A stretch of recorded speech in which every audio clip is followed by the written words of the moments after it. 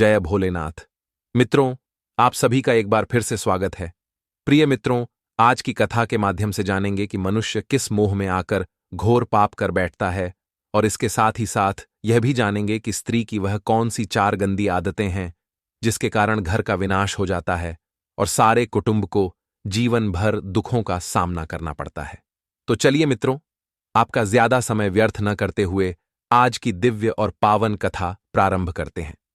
प्रिय श्रोतागण, कथा आरंभ करने से पहले आप सभी से निवेदन है कि इस कथा को अंत तक श्रवण करना, तभी आपको पूर्ण ज्ञान की प्राप्ति होगी, क्योंकि हमारे हिंदू धर्म ग्रंथों में इस बात का स्वर्णिम अक्षरों में उल्लेख मिलता है कि कोई भी ज्ञान यदि आपने अधूरा प्राप्त किया है तो वह आपके लिए शहद में मिला हुए विष के समान घातक सिद्ध हो सकता है। इसलिए प्रत्येक कथा को अंत तक अवश्य सुनना चाहिए।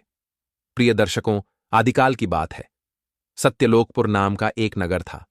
उस नगर में धनसेन नामक एक प्रसिद्ध और धनवान व्यापारी निवास करता था।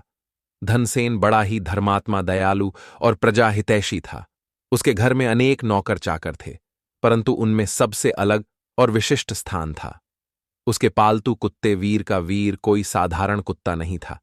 वह अत्यंत समझदार, आज्ञाकारी और निष्ठावान था। वह न केवल अपने स्वामी के प्रति समर्पित था, बल्कि पूरे घर की रखवाली उसके ऊपर थी। उसने अपने जीवन की अंतिम सांस अपने कर्तव्य का पालन किया। व्यापारी धनसेन जब कहीं बाहर व्यापार के कार्यों से जाता तो वह अपने कुत्ते वीर को घर की रखवाली में छोड़कर जाता था। एक दिन नगर में अचानक से भयंकर आग लग गई। सभी व्यापारियों की दुकानें जलने लगीं। उस आग की चपेट में धनसेन का गोदाम भी आ गया। धनसेन के गोदाम में एक गाय और उसका नन्हा बछड़ा बंधा हुआ था। जब यह दृश्य वीर ने देखा तो वह अपनी जान की परवाह न करते हुए आग में कूद गया और गोदाम में बंधी हुई गाय और उसके बछड़े को बचा लिया। परंतु इस साहसिक कार्य में वह स्वयं बुरी तरह झुलस गया और अंत में उसी रात उसकी मृत्यु हो गई। उस कुत्ते की आत्मा को ले जाने देवलोक से यमराज के 2 दिव्य दूत प्रकट हुए। उन्होंने सम्मान के साथ कुत्ते की आत्मा को यमलोक पहुंचाया और धर्मराज के सामने ले जाकर खड़ा कर दिया। कुत्ते को देखकर धर्मराज ने गंभीर स्वर में चित्रगुप्त को ओर देखकर कहा, हे चित्रगुप्त, इस श्वान के समस्त कर्मों का लेखा जोखा हमारे समक्ष प्रस्तुत कीजिए। धर्मराज की बात सुनकर चित्रगुप्त जी ने हाथ जोड़कर उत्तर दिया, हे प्रभु, इस श्वान ने अपने जीवन में वह सब कार्य किए जिन्हें आज के दुर्बुद्धि मानव ने भी नहीं किए। इसने कभी किसी को कष्ट नहीं दिया, न ही कभी किसी जीव को अकारण हानि पहुंचाई। यह हर परिस्थिति में अपने स्वामी के प्रति वफादार रहा। अपनी जान जोखिम में डालकर इसने परोपकार किया है। चित्रगुप्त की बात सुनकर धर्मराज कुछ क्षण के लिए मौन हो गए। उसके बाद वह कुत्ते से बोले, हे श्वान, मैं तुम्हारे द्वारा किए गए कर्मों से बहुत प्रसन्न हूं, और जो वफादार होते हैं वह मुझे बहुत ही प्रिय होते हैं। मुझे लगता है तुम्हें धरती पर भेजकर एक अवसर और देना चाहिए। जाओ, इस बार मैं तुम्हें समस्त योनियों में सर्वश्रेष्ठ योनि मनुष्य योनि में धरती लोक पर भेज रहा हूं। जाओ और जाकर मनुष्य के रूप में पृथ्वी के सुख, ऐश्वर्य और आनंद प्राप्त करो। धर्मराज के इतना कहने पर कुत्ते के चेहरे पर बिल्कुल भी खुशी नहीं आई। यह देखकर धर्मराज ने पूछा, हे स्वान, मैंने तुम्हें इतना अच्छा शरीर देने का वरदान दिया है, लेकिन तुम्हारे चेहरे पर मुझे कोई प्रसन्नता नहीं दिखाई पड़ रही है। तुम्हें तो प्रसन्न होना चाहिए कि तुम्हें मनुष्य का शरीर मिल रहा है, जिस शरीर को पाने के लिए स्वयं देवतागण भी लालायित रहते हैं। मैं वह शरीर तुम्हें वरदान स्वरूप दे रहा हूं। धर्मराज की ये बात सुनकर उस कुत्ते ने बहुत ही विनम्रता से उत्तर दिया, हे प्रभु, मैं आपकी बात से सहमत हूं। मैं यह भी मानता हूं कि परमपिता ब्रह्मा जी ने इस संसार में सबसे उत्तम योनि मनुष्य योनि बनाई है, लेकिन जब से मैंने मनुष्य के कुकर्म और उसके कुकृत्यों को देखा है, तब से मेरी इच्छा ही नहीं होती कि मैं मनुष्य का जन्म लेकर पृथ्वीलोक पर जाऊं। मित्रों, कुत्ते के मुख से ऐसी बात सुनकर धर्मराज आश्चर्यचकित होकर बोले, हे स्वान, तुमने मनुष्यों में ऐसा क्या देख लिया जिसके कारण तुम्हें मनुष्यों से इतनी घृणा होने लगी है? तब कुत्ता कहता है, हे प्रभु, यदि आप भी मनुष्य के कुकर्मों को सुनेंगे तो आप भी नफरत करने लग जाओगे। पृथ्वीलोक पर अब मनुष्य पहले जैसा बिल्कुल भी नहीं है। वह अपनी मर्यादाओं और सारे कर्तव्यों को भूल गया है। वह भूल गया है कि मैं मनुष्य हूं, जिसे वेद पुराणों में सर्वश्रेष्ठ योनि का दर्जा मिला है। आज वह अपना भोजन तक भूल गया है, अपना पहनावा भूल गया। वह यह भी भूल गया कि मैं स्त्री हूं या पुरुष हूं। वह अपने जन्मदाता को भूल गया और ना जाने क्या क्या भूल गया है आगे। वह कुत्ता यमराज से कहता है, हे प्रभु, जब से मैंने मनुष्य के ऐसे कुकर्मों को देखा है, तब से मुझे ऐसा प्रतीत होता है जैसे पृथ्वी पर सबसे निंदनीय और घृणित योनि मनुष्य योनि ही है। कुछ मनुष्य स्वभाव से अच्छे भी हैं, परंतु लोग उनकी चलने नहीं देते।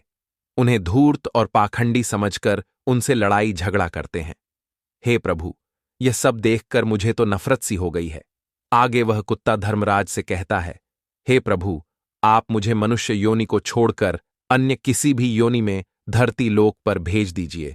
मैं प्रसन्नता से आपका निर्णय स्वीकार कर लूंगा, लेकिन मुझे मनुष्य मत बनाना, क्योंकि मैंने मनुष्य को कुछ ऐसे घिनौने काम करते हुए देखा है जिन्हें देखकर मुझे लज्जा आती है और मेरे मन में उनके प्रति घृणा उत्पन्न होती है।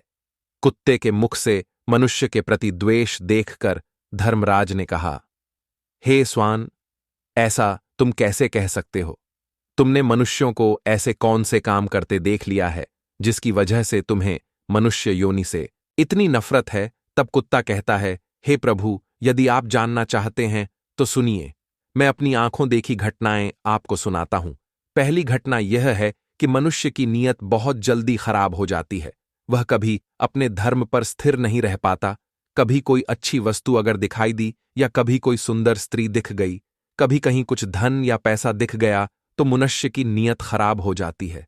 फिर वह कुत्ता कहता है, हे प्रभु, आपकी आज्ञा हो तो मैं पृथ्वीलोक पर घटित एक सच्ची घटना को एक कहानी के माध्यम से सुनाना चाहता हूं। धर्मराज ने कहा, हे स्वान, तुम कहानी सुनाओ मित्रों। वह कुत्ता कहता है, हे प्रभु, भूलोक पर एक पवित्र नगरी थी।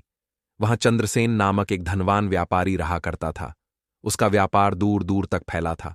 उसका नाम बड़े सम्मान से लिया जाता था। उसकी एक पत्नी थी जिसका नाम सौम्या था।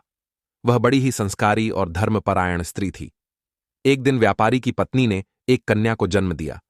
उसका नाम उन्होंने चारुलता रखा। जैसे जैसे वह कन्या बड़ी होती गई, उसका सौंदर्य अद्वितीय होता चला गया। उसके मुखमंडल पर चंद्रमा सी शीतलता थी। उसके नेत्र ऐसे प्रतीत होते थे जैसे खिली हुई कमल की पंखुड़ियां।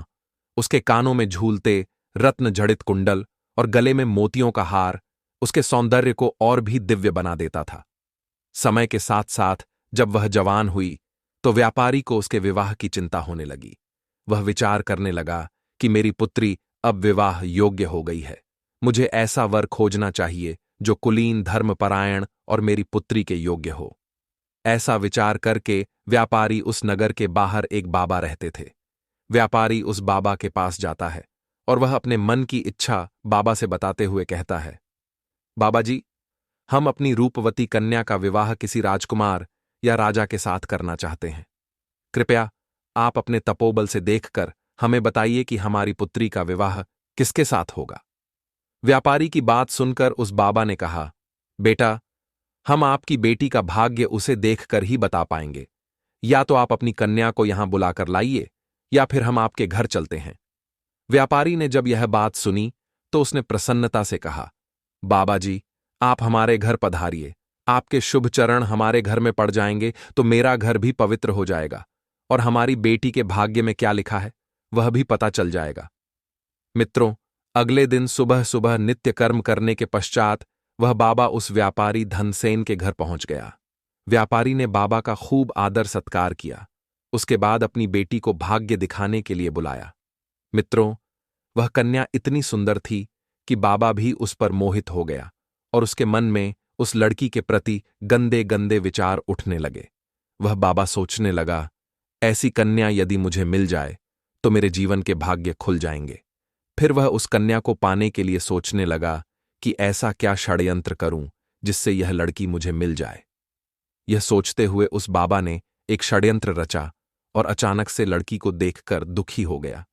बाबा को दुखी देखकर व्यापारी ने पूछा, बाबा जी, आप मेरी पुत्री को देखकर दुखी क्यों हो गए? आपके दुखी होने का क्या कारण है? तब वह बाबा व्यापारी को एकांत में ले जाकर कहता है, हे पुत्र, तुम्हारी कन्या की मस्तक रेखाओं को देखकर हमें रोना आ रहा है, क्योंकि इसके मस्तक की रेखाओं से यह पता चल रहा है कि यह कन्या तुम्हारे समस्त कुल का नाश कर देगी और विवाह के पश्चात जिस घर में जाएगी उस घर का नाश कर देगी। बाबा की ऐसी बातों को सुनकर व्यापारी बहुत घबरा जाता है और उस पाखंडी बाबा से पूछता है, बाबा जी, इस समस्या का कोई समाधान या कोई उपाय नहीं है जिससे कि हमारे कुल का नाश होने से बच जाए। तब वह बाबा कहता है, हे पुत्र, इसका एक ही उपाय है। तुम अपनी कन्या को एक बक्से में बंद करके उस पर एक दिया जलाकर रख दो और संध्या के समय उसे नदी में बहा दो, तभी तुम बच सकते हो। अन्यथा थोड़े ही दिनों में तुम्हारा घर बर्बाद हो जाएगा, तुम कंगाल हो जाओगे और तुम्हारे कुल का नाश हो जाएगा। मित्रों, ऐसी बात बताकर वह पाखंडी बाबा अपनी कुटिया को वापस चला गया। उधर उस व्यापारी ने जैसा बाबा ने बताया था वैसा ही किया। उसने अपनी बेटी को एक बड़े से बक्से में अच्छे से बंद कर दिया और उसके ऊपर एक दिया जलाकर रख दिया। जैसे ही शाम का समय हुआ, वह उसे चुपचाप सबसे छुपाकर नदी में प्रवाहित कर देता है। वह बक्सा बहता हुआ नदी में चला जा रहा था। मित्रों, आपको बता दें कि उस पाखंडी बाबा ने ऐसा क्यों करवाया। उसने सोचा कि जैसे ही व्यापारी अपनी कन्या को नदी में प्रवाहित करेगा, वैसे ही कुछ दूर आगे जाकर मैं उस कन्या को बाहर निकाल लूंगा और उस लड़की को मैं अपनी पत्नी बना लूंगा।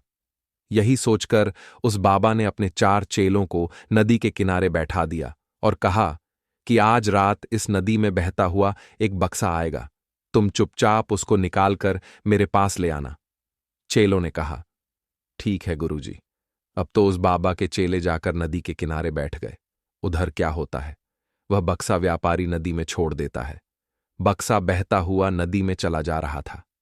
तभी एक राजकुमार की नजर उस बक्से पर पड़ी। वह राजकुमार उस नदी में अपने पिता की अस्थियों को विसर्जित करने आया था। मित्रों, राजकुमार ने जब बक्से को देखा तो उसने अपने सैनिकों से उस बक्से को बाहर निकलवाया और उस बक्से को खोलकर देखा तो उसमें एक बहुत सुंदर स्वर्ग की अप्सराओं के समान एक लड़की बैठी थी।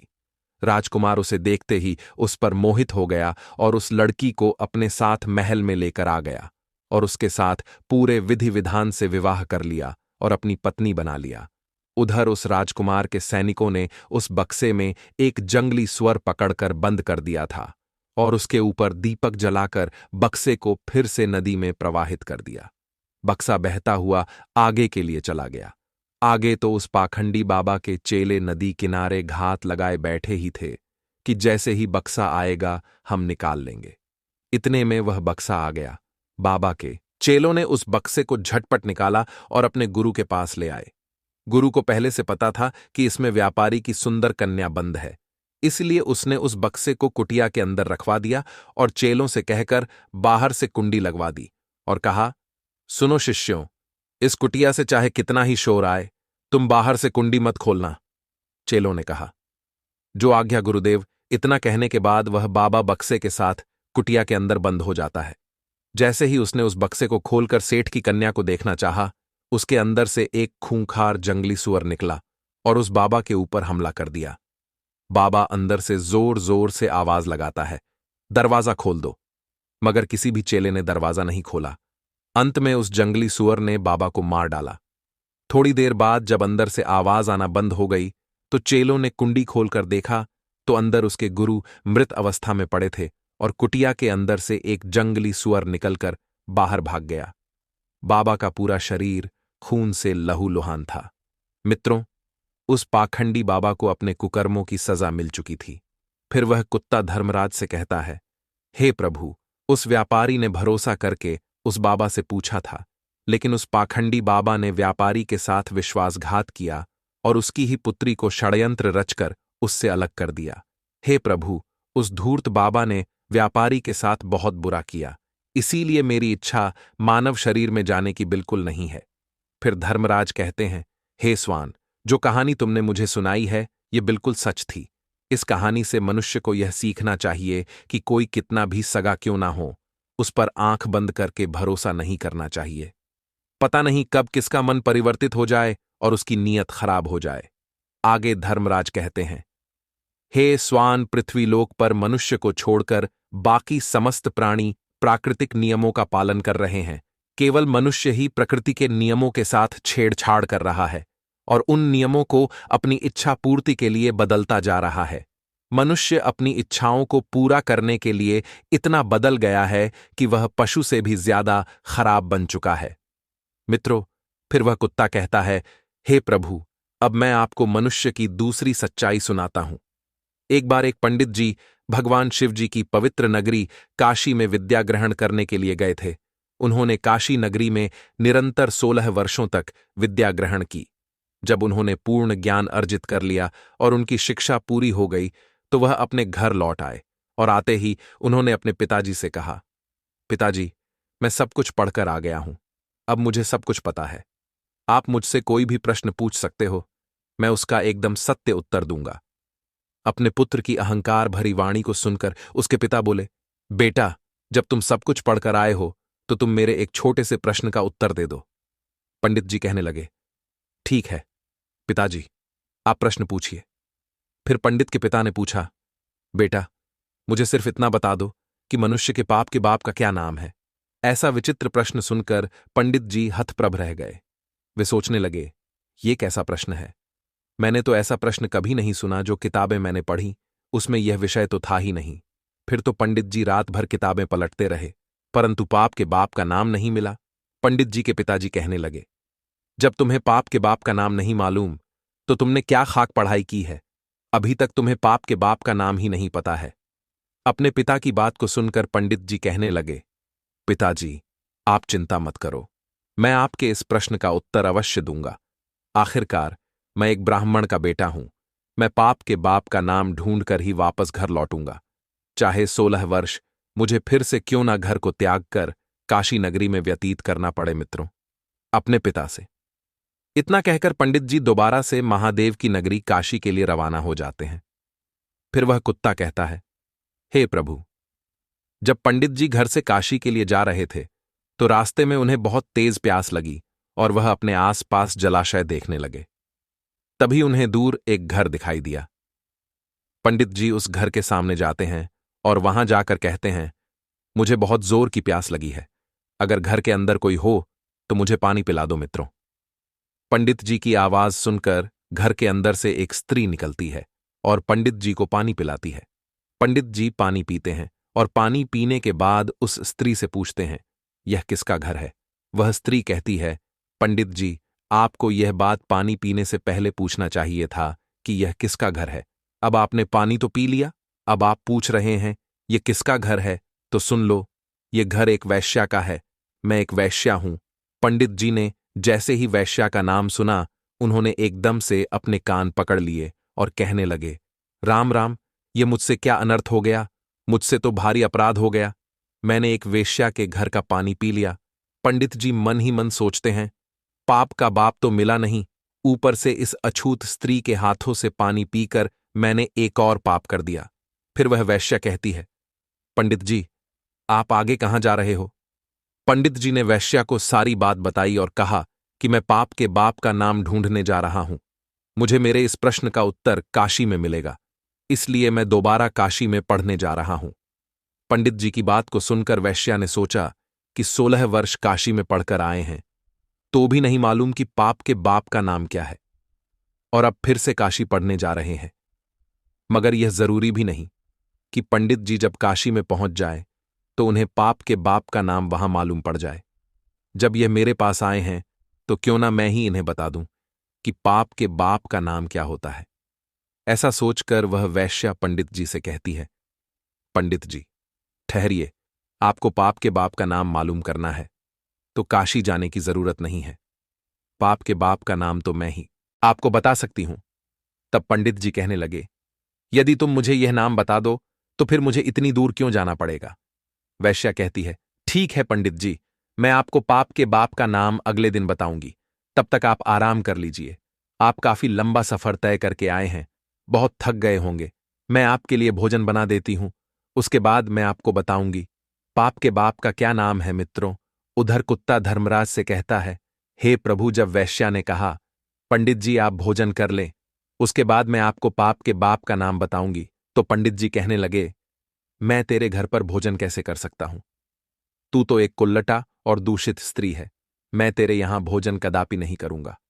पंडित जी की बात को सुनकर वैश्या कहने लगी, कोई बात नहीं पंडित जी, मैं आपको भोजन बनाने का सब सामान दे देती हूं। आप अपने हाथों से स्वयं बना लेना। मित्रों, उस वैश्या की बात सुनकर पंडित जी कहने लगे, तू तो एक वैश्या है, मुझे तेरे घर की कोई भी वस्तु नहीं लेनी चाहिए। पंडित जी की बात सुनकर वैश्या कहने लगी, पंडित जी, अगर आप मेरे हाथों से कोई भी वस्तु नहीं लेना चाहते तो कोई बात नहीं, मेरे पास एक दूसरा रास्ता भी है। यह सुनकर पंडित ने पूछा, दूसरा रास्ता क्या है? तो वैश्या ने कहा, यदि आप मेरे हाथों से भोजन बनाने का सामान लेंगे तो मैं आपको साथ में 10 स्वर्ण मुद्राएं भी दूंगी। स्वर्ण मुद्रा का नाम सुनकर पंडित के मन में लालच उत्पन्न हो गए और वह सोचने लगा कि पाप के बाप का नाम तो पता नहीं कहां मिलेगा। यदि मैंने इसके हाथों से भोजन की वस्तु नहीं लिया तो स्वर्ण मुद्राएं भी हाथ से चली जाएंगी। और वैसे भी यहां कौन देख रहा है कि मैं एक वैश्या के हाथ से भोजन की वस्तु ले रहा हूं। मैं तो स्वयं अपने हाथों से भोजन बनाऊंगा और फिर खा लूंगा। मित्रों, आगे वह कुत्ता धर्मराज से कहता है, हे प्रभु, उस पंडित को पहले तो उस वैश्या स्त्री के हाथों से भोजन बनाने का सामान लेने में कष्ट हो रहा था, लेकिन वह स्वर्ण मुद्राओं के लालच में आकर सब कुछ भूल गया और उसकी सारी परेशानी खत्म हो गई और उसने वैश्या के हाथ से भोजन बनाने की सभी वस्तुएं ले लीं और अपने हाथों से भोजन बनाने लगा। मित्रों, आगे की कथा सुनाते हुए कुत्ता कहता है, हे प्रभु, जिस समय पंडित जी भोजन बना रहे थे उसी समय वैश्या दोबारा से पंडित के पास आती है और पंडित से कहती है, पंडित जी, आपने मेरे घर का पानी भी पिया है, मेरे हाथों से भोजन बनाने की वस्तुएं भी ली हैं, तो क्या अब मैं आपके लिए भोजन बना सकती हूं? पंडित जी कहने लगे, अरे ओ वैश्या, ज्यादा मत बोल तू, मैंने तेरे घर से भोजन बनाने के लिए सामान ले लिया, यही बहुत है। तू एक वैश्या है, तेरे हाथ का बना भोजन मैं कदापि नहीं कर सकता। फिर वैश्या कहने लगी, पंडित जी, आप फिक्र मत करो, यदि आप मेरे हाथ का भोजन खा लोगे तो मैं आपको उसके बदले में 10 स्वर्ण मुद्राएं और दे दूंगी। पंडित जी सोचने लगे, यदि मुझे खाना खाने के बदले में 10 स्वर्ण मुद्राएं मिल जाएंगी तो मेरे पास 20 सोने की मोहरें हो जाएंगी। यह सोचकर पंडित जी ने हां कर दिया। मित्रों, 10 स्वर्ण मुद्राएं देने के बाद वैश्या ने पंडित जी के लिए भोजन बनाया और पंडित जी ने कहा, अब बस तुम चली जाओ, मैं अपने आप भोजन कर लूंगा। तभी वैश्या कहने लगी, पंडित जी, मैंने आपके लिए भोजन बनाया है तो आप सिर्फ 5 निवाले मेरे हाथ से खा भी लेंगे तो क्या हो जाएगा? यह सुनकर पंडित एकदम से आग बबूला हो उठा। उसने क्रोधित होकर कहा, अरे दूषित स्त्री, तुझे मैंने अंगुली पकड़ा दिया तो अब तू मेरा हाथ पकड़ने की कोशिश कर रही है। मैं तेरे हाथों से कभी भोजन नहीं कर सकता, तू एक वैश्या है। तभी वैश्या कहने लगी, पंडित जी, यदि आप 5 निवाले मेरे हाथों से खा लेंगे तो मैं आपको 10 और स्वर्ण मुद्राएं दूंगी। मित्रों, जैसे ही पंडित जी ने स्वर्ण मुद्रा शब्द सुना, उनका गुस्सा शांत हो गया और वह मन ही मन सोचने लगे, अगर यह मुझे 10 और स्वर्ण मुद्राएं देगी तो मेरे पास 30 स्वर्ण मुद्राएं हो जाएंगी। थोड़ी देर सोचने के बाद पंडित जी ने वैश्या से कहा, ठीक है, यदि तुम अपने हाथों से मुझे भोजन कराना चाहती हो तो अपने हाथों से मुझे भोजन खिला सकती हो। पंडित जी की बात सुनकर वैश्या ने पंडित जी को भोजन की थाली परोसी। सामने पंडित जी बैठ गए, दूसरी तरफ वैश्या बैठ गई, बीच में भोजन की थाली रख दी। वैश्या ने निवाला लिया और अपने हाथ से पंडित जी के मुंह की ओर बढ़ाया। पंडित जी ने भी वैश्या के हाथ से निवाला लेने के लिए अपना मुंह खोल दिया। जैसे ही पंडित जी ने मुंह खोला, वैसे ही वैश्या ने पंडित जी के गाल पर एक जोरदार तमाचा जड़ दिया। फिर क्या था, पंडित जी आग बबूला हो गए, कहने लगे, तुम्हारी यह मजाल, तूने मुझे थप्पड़ मारा, तूने एक पंडित का अपमान किया है, तुझे इस पाप की सजा जरूर मिलेगी। मित्रों, पंडित जी की बात सुनकर वैश्या ने बहुत ही सहज स्वर में कहा, पंडित जी, मैंने कोई अपराध नहीं किया है, मैंने तो आपको शिक्षा दी है। आप जिसकी तलाश में आए थे उसका उत्तर मैंने आपको दिया है। अपराध तो आपने किया है, आप मेरे घर का पानी पीते हैं, आप मेरे घर का सामान लेते हैं, आप मेरे घर का बनाया हुआ भोजन करते हैं। जब आप वैश्या के यहां पर कोई काम नहीं कर सकते तो फिर यह सब आपने क्यों किया? पंडित जी कहने लगे, तेरे भाव और प्रेम के कारण तो। वैश्या कहने लगी, प्रेम के कारण नहीं, ये कहिए कि लोभ के कारण आपके मन में स्वर्ण मुद्राओं का लालच आ गया था, इसलिए आप मेरे घर का खाना खाने को तैयार हो गए, मेरे हाथ से भी खाने को तैयार हो गए। यही तो पाप का बाप है। आपको लोभ दिखता गया और आप वह सब करते गए जिसे करना आप पाप समझते थे। वैश्या की बात सुनकर पंडित जी की आंखें खुल गईं। वह अब सब कुछ समझ गए। पंडित जी वैश्या के चरणों में गिरकर बोले, आप कोई वैश्या नहीं, आप तो मेरी गुरु निकली। जो ज्ञान मुझे 16 वर्ष तक काशी में पढ़ने के बाद नहीं मिल सका, आज वह ज्ञान आपने पल भर में बता दिया। अब मैं समझ गया हूं कि पाप का बाप लालच और लोभ होता है। मनुष्य को जीवन में कभी भी लोभ नहीं करना चाहिए। लोभ में आकर मनुष्य वह सब करता है जो धर्म के विरुद्ध है, इसलिए पाप है, और लोभ उसका जन्मदाता है। लोभ ही पाप का बाप है।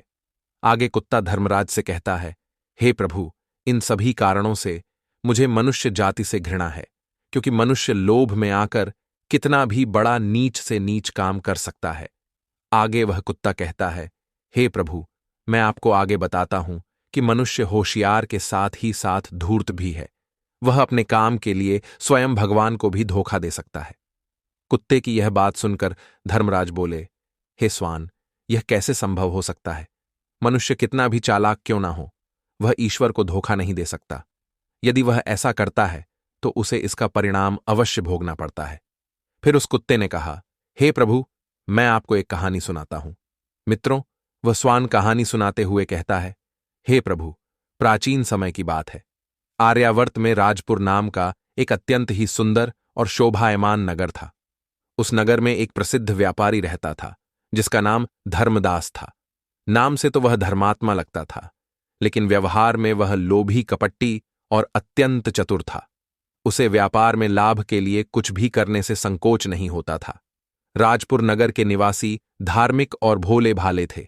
वे भगवान की भक्ति में लीन रहते, प्रतिदिन मंदिरों में दर्शन करते और समय समय पर दान पुण्य भी करते थे। धर्मदास ने भगवान के प्रति लोगों की इस श्रद्धा को देखकर सोचा कि यदि मैं इस नगर में एक नया मंदिर बनवाने का नाटक करूं तो लोग श्रद्धा से पैसा देंगे, मैं और धनवान बन जाऊंगा और लोगों की दृष्टि में मेरी इज्जत और बढ़ जाएगी। अगले दिन वह अपने कुछ नौकरों को लेकर नगर में गया और नगरवासियों के बीच घोषणा कर दी कि वह भगवान श्री हरि विष्णु का एक भव्य मंदिर बनवाएगा जो अत्यंत ही भव्य और विशालकाय होगा। जो भी नगरवासी इस मंदिर में पूजा पाठ और दान पुण्य करेगा उसे मृत्यु के बाद मोक्ष की प्राप्ति होगी। धर्मदास की इस घोषणा से नगर में उत्साह फैल गया। हर गली में धर्मदास की प्रशंसा होने लगी। लोग चंदे में गहना, अन्न और स्वर्ण देने लगे। महिलाओं ने अपने कंगन तक निकाल कर दे दिए। इतना सारा धन देखकर धर्मदास बहुत खुश हुआ और उसने धन हड़पने के लिए एक नई चाल चली। मित्रों, आगे की कथा सुनाते हुए वह कुत्ता यमराज से बोला, हे धर्मराज, जिस मंदिर का निर्माण धर्मदास ने करवाया वह केवल बाहर से भव्य दिख रहा था। उस मंदिर की दीवारें पतली और खोखली थीं। भगवान की मूर्ति सस्ती धातु की थी और दीवारों के पीछे उसका निजी गोदाम बना हुआ था जहां वह व्यापार का माल छिपाकर रखता था। मंदिर का उद्घाटन उसने एक बड़े ब्राह्मण भोज से किया जिसमें उसने ब्राह्मण महात्माओं को थोड़ा थोड़ा खाना खिलाया और उन्हें सस्ते वस्त्र दिए।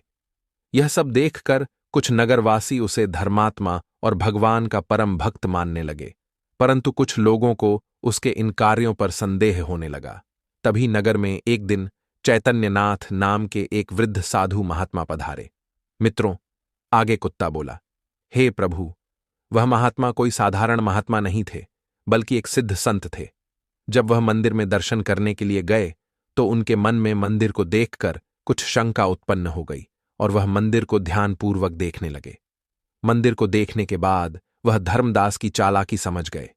फिर उन्होंने अपनी दिव्य दृष्टि से देखा तो मंदिर के नीचे तहखाने में धर्मदास ने व्यापारिक माल छुपा रखा था। मूर्ति सस्ते पत्थर की थी जिस पर स्वर्ण की परत चढ़ा दी गई थी। यह सब देखने के बाद वह समझ गए कि धर्मदास ने इन भोले भाले नगरवासियों को धोखा दिया है और भगवान के साथ विश्वासघात किया है। संत चैतन्यनाथ ने धर्मदास को अपने पास बुलाया और उससे कहा, हे व्यापारी, तूने ऐसा पाप क्यों किया? तूने मंदिर के नाम पर ईश्वर के साथ विश्वासघात और अधर्म किया है। क्या तुम्हें यह नहीं पता कि भगवान को कोई धोखा नहीं दे सकता?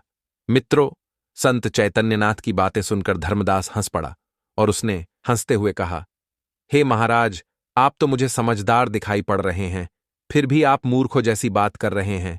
यह संसार बुद्धि और दिखावे से चलता है। भावना और भक्ति तो सिर्फ गरीबों की चीज है। भगवान तो चुपचाप मूर्ति में बैठे हैं। उन्हें धन दौलत से क्या मतलब है। मित्रों, धर्मदास की मूर्खतापूर्ण बातों को सुनकर संत महात्मा मौन हो गए, परंतु उन्होंने मन ही मन भगवान से प्रार्थना की, हे भगवन, इस दुष्ट को सद्बुद्धि प्रदान करना और इसे इसके किए की सजा देना, क्योंकि आज इसने नगरवासियों के साथ ही साथ आपका भी अपमान किया है। मित्रों, उधर बैकुंठ लोक में भगवान श्रीहरि विष्णु नारद मुनि से वार्ता कर रहे थे। तभी नारद मुनि ने भगवान विष्णु से कहा, हे जगत के पालनहार, हे प्रभु, आपने देखा किस प्रकार से एक दुष्ट व्यापारी पृथ्वीलोक पर आपके नाम का उपयोग करके भोले भाले नगर वालों के साथ छल कर रहा है। वह आपकी प्रतिमा को सिर्फ एक धातु की मूर्ति समझकर अपमान कर रहा है। क्या आप उसे सबक नहीं सिखाएंगे कि आप क्या हैं? नारद जी की बात सुनकर भगवान विष्णु जी एक धीमी सी मुस्कान के साथ बोले, हे देवर्षि, जब जब मेरी आस्था का अपमान होता है तब मैं लीला करता हूं। हे देवर्षि, मेरी माया के प्रबल से कोई भी नहीं बच सकता। इतना कहकर भगवान विष्णु ने एक वृद्ध ब्राह्मण का रूप धारण किया और राजपुर गांव में सीधे धर्मदास के घर जा पहुंचे और उसे आवाज देने लगे। तभी घर के अंदर से धर्मदास निकलकर आया और बोला, हे वृद्ध ब्राह्मण, तुम मुझे आवाज क्यों लगा रहे हो? क्या चाहिए आपको? तभी साधु रूपी भगवान विष्णु ने धर्मदास से कहा, हे दानवीर, मैंने सुना है आप मंदिर बनवा रहे हैं। मेरे पास दान देने के लिए ज्यादा धन तो नहीं है, परंतु फिर भी मैं दान देने के लिए अपनी पत्नी की यह सोने की अंगूठी दे रहा हूं। कृपया इसे दान स्वरूप स्वीकारें और मेरा नाम भी मंदिर के शिलालेख में लिखवा दें। सोने की अंगूठी देखकर धर्मदास बहुत खुश हो गया। उसने झट से अंगूठी ले ली और मन ही मन वृद्ध ब्राह्मण का उपहास उड़ाने लगा कि यह बुढ़ा भी इन गांव वालों की तरह मूर्ख निकला। मित्रों, आगे की कथा सुनाते हुए कुत्ता धर्मराज से बोला, हे प्रभु, उसी रात कुछ नगरवासियों को स्वप्न आए और उनके स्वप्न में कोई दिव्य पुरुष कह रहा था, यह मंदिर पाखंड पर बना है, यह अधार्मिक है। धर्मदास ने मेरे नाम का उपयोग किया है, परंतु मैं सब जानता हूं। अगले दिन सुबह होते ही सभी नगरवासी मंदिर के सामने जा पहुंचे। जब वह मंदिर के पास पहुंचे तो मंदिर की घंटियां बिना छुए बजने लगीं। भगवान की प्रतिमा से अश्रु बहने लगे। यह देखकर लोगों में भय और श्रद्धा दोनों का संचार हुआ। उसी समय चैतन्यनाथ ने राजा और नगरवासियों के सामने मंदिर की दीवार तोड़ने का प्रस्ताव रखा। राजा ने दीवार तोड़ने की अनुमति दे दी। जब दीवारें टूटीं तो सब भौंचक रह गए। तहखाने में धर्मदास के द्वारा छल से लूटा हुआ धन, स्वर्ण मुद्राएं और हीरे जवाहरात रखे हुए थे। ये सब देखकर राजा क्रोधित हो उठा और उसने अपने सैनिकों को आदेश दिया कि धर्मदास को बंदी बनाकर दरबार में प्रस्तुत करो। राजा का आदेश पाकर सैनिकों ने धर्मदास को बंदी बना लिया। जब राजा ने दरबार में धर्मदास से पूछा तो धर्मदास झूठ बोलने लगा। तभी वह वृद्ध ब्राह्मण भी उपस्थित हो गया और दिव्य रूप में प्रकट हो गया। उसके शरीर से तेज निकलने लगा। उसकी आंखों में दिव्यता थी। वह स्वयं भगवान श्रीहरि विष्णु थे। मित्रों, भगवान विष्णु को अपने सम्मुख देखकर सभी नगरवासी आश्चर्यचकित हो गए और उन्हें हाथ जोड़कर प्रणाम किया। फिर भगवान विष्णु जी धर्मदास से बोले, हे धर्मदास, तूने मुझे मूर्ति समझा। तूने मेरे भक्तों को धोखा दिया और उनकी आस्था का अपमान किया है। तुझे इस दुष्कार्य के लिए कठोर सजा मिलेगी। भगवान विष्णु की बात सुनकर धर्मदास रो पड़ा। हे प्रभु, मुझे क्षमा कर दीजिए। मैं लोभ में अंधा हो गया था। मुझे एक और अवसर दीजिए। मैं दोबारा ऐसा घृणित कार्य कभी नहीं करूंगा। धर्मदास की बात सुनकर भगवान विष्णु जी बोले, हे धर्मदास, धोखा देना सरल है, परंतु पश्चाताप करना कठिन। यदि तू सच्चे मन से पश्चाताप करेगा तो तुझे क्षमा मिल सकती है, अन्यथा तुझे इसका दुष्परिणाम भोगना पड़ेगा। इतना कहकर भगवान विष्णु जी अंतर ध्यान हो गए। इस घटना के बाद धर्मदास ने सारे गोदाम खोल दिए, सारा धन नगर वालों में बांट दिया और मंदिर का फिर से निर्माण करवाया। इस बार उसने पवित्र मूर्ति और सच्चे ब्राह्मणों के साथ मंदिर का उद्घाटन किया और हवन यज्ञ कराया। उसने नगर में अन्नदान, गौसेवा और जल सेवा प्रारंभ की। उसने अपने सारे व्यापार छोड़ दिए और चैतन्यनाथ के चरणों में बैठ गया और उन्हें अपना गुरु मान लिया। वर्षों तक उसने तपस्या करके अपने किए का पश्चाताप किया और धर्म का प्रचार करने लगा। प्रिय श्रोतागण, इस कथा से हमें यह सीख मिलती है कि ईश्वर को धोखा नहीं दिया जा सकता। जो भी अपने अहंकार, लोभ या चतुराई से धर्म का उपहास करता है, वह अंत में अपने ही जाल में फंसता है। परंतु सच्चा पश्चाताप करने वाले को ईश्वर सदैव स्वीकार करते हैं। आगे वह कुत्ता कहता है, हे प्रभु, आपने देखा कैसे मनुष्य अपनी बुद्धि का दुरुपयोग करके छल और धोखा देता है। मनुष्य इतना लोभी हो चुका है कि वह लोभ में आकर ईश्वर के साथ विश्वासघात करने की सोचने लगा है। इसीलिए हे प्रभु, मैं मनुष्य योनि में नहीं जाना चाहता। मनुष्य जब स्वार्थी बन जाता है तो वह अंधा हो जाता है। अपने स्वार्थ और लालच के चक्कर में वह धर्म को भी भुला देता है और बुरे कार्य करने लगता है। जब तक वह धर्म का पालन करता है तभी तक वह सुखी रहता है, और जब वह धर्म से विमुख हो जाता है तो क्लेश और बीमारियां उसे घेर लेती हैं और धीरे धीरे उसका अंत होने लगता है। फिर यमराज उस कुत्ते से कहते हैं, हे स्वान, तुम सच कह रहे थे कि मनुष्य बहुत ही होशियार और चालाक होता है। मित्रों, इस प्रकार से एक कुत्ते ने यमराज को मनुष्य के जीवन की सच्चाई बताई है। आज की यह ज्ञानवर्धक कथा समाप्त हुई। आशा करते हैं आपने इस कथा से जो कुछ भी ज्ञान अर्जित किया है उसे अपने जीवन में जरूर अमल करेंगे। प्रिय श्रोतागण, आपको यह कथा अच्छी लगी हो तो कमेंट में जय श्री कृष्णा, जय भोलेनाथ अवश्य लिखे। वीडियो देखने के लिए आप सभी का बहुत बहुत धन्यवाद।